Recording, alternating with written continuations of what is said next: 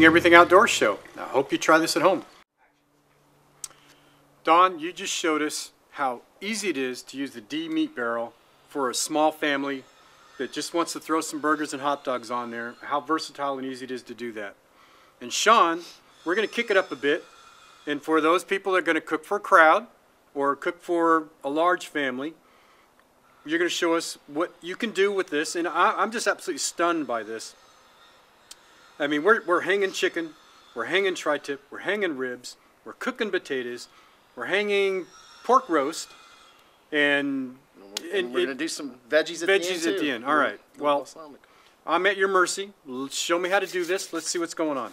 All right. Well, first off, I usually get the chickens on first. You clean them out, wash them off, get them good and done. I've got my D-Meat Barrel rub, which a little home blend that we mixed up with a bunch of different seasonings in it. And you just get it good and coated. You can put whatever you want on your meat. The key with the barrel on chickens, ribs, the tri-tip, what makes it really good is that it cooks initially really hot, and so it sears the juice into the meat. So it's one of those things, literally, like Donnie said on the hamburgers.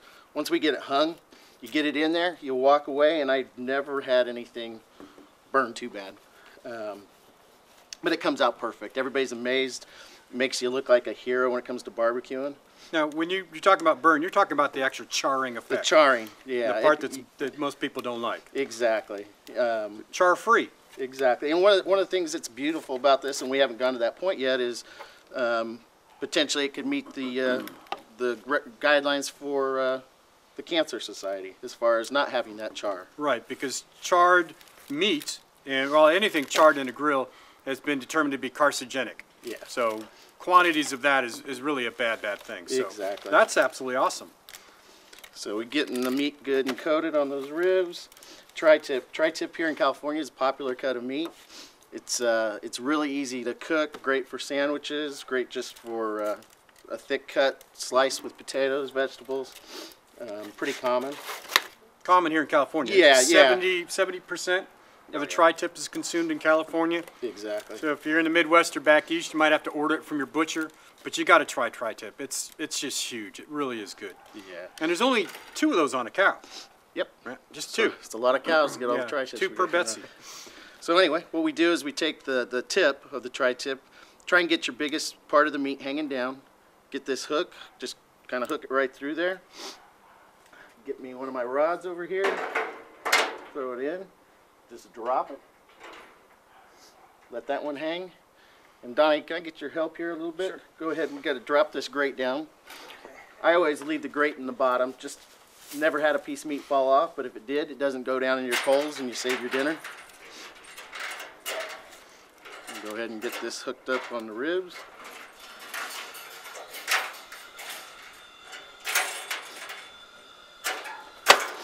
Now, I've done prime ribs, I've done chickens, turkeys, pretty much you name it in this barrel.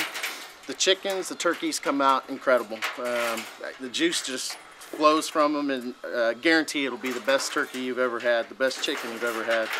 Key with it is you want to get this hook inside the bird and catch a rib or some kind of a bone, so that because it's going to tenderize so it doesn't fall off during the cooking process.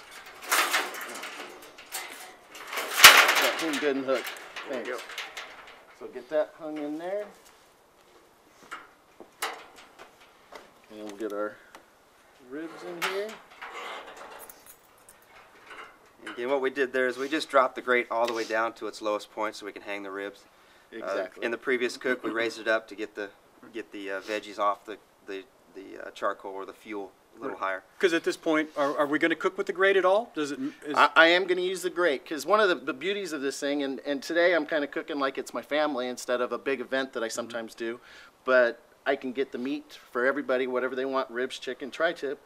I'm going to do some baked potatoes, and I'm going to put my vegetables, and I'm going to have everything in there at the same time. I can go inside, enjoy the family, come back out in an hour, and it's all done. Wow. And it's perfect. Yeah, absolutely awesome. So here's just your traditional baked potato. I get it pretty good size. Just wrap them up. It's huge. And got another one over here. And like I said, we just drop them down here on the edge of this grate and let them start going. Then I just take another smaller pan down here below. I'd cut up a bunch of different vegetables. So I've got some cut asparagus, some onions, some cherry tomatoes, some garlic, a little bit of everything. Mix it up with some salt, pepper, some garlic powder, a little bit of balsamic vinegar, olive oil. Wow. Love these big bags. Now, that's the first time I've seen that. It's the big, you know, big giant Ziploc bag. I mean, it's perfect. It's got the handle. You can do a lot of food in it.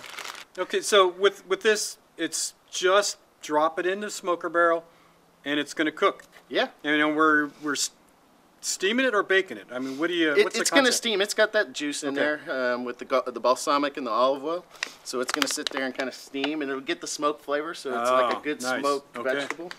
So I just sit that right down here in the bottom, and we're ready. We'll get the lid. Now, Don, talk a little bit about the technology behind this. I mean, you're the engineer. Sean's the cook. Yep. I'm the pretty face. Okay? I just want to get that out.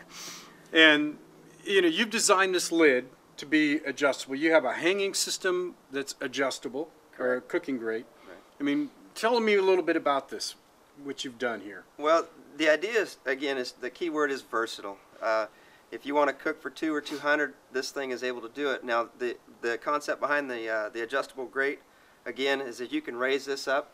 You can use it just like a normal horizontal grate barbecue.